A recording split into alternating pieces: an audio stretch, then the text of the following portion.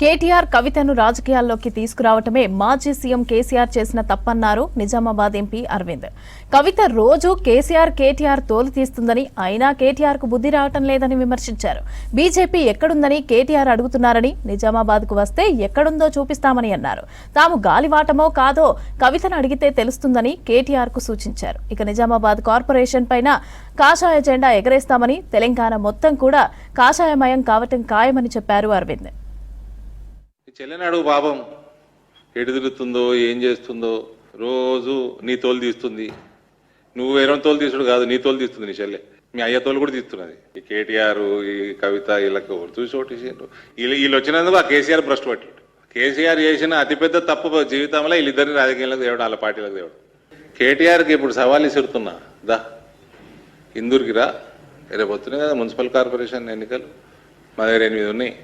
ఒక కార్పొరేషన్ 7 మున్సిపాలిటీలు ఉన్నాయి. దా చూపిస్తా బీజేపీ ఏడుందో, నీ బీఆర్ఎస్ తోమత ఏందో కూడా చూపిస్తారా. ఊరికే తెలంగాణ భవన్లో కూర్చొని నీ డైలాగులు కొట్టుడు కాదురా. ఆ రిపోర్ట్ ఏదో ఛానల్ చూపించింది.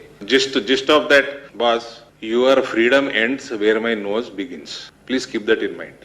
ఇష్టం ఉన్నట్టు స్టోరీలు రాసేసుకోవటం ముమ్మాటికి తప్పే. రాత్రి 12 గంటలకి 2 గంటలకి ముఖ్యమంత్రిని ఎత్తుకపోయాడు. మరి ఒకప్పుడు ఈ ముఖ్యమంత్రిని కేసీఆర్ కూడా అల్కగలేస్తాడు. ఈ ముఖ్యమంత్రి ఎందుకు ఎత్తలేడు లోపల అని అడుగుతున్నా నేను.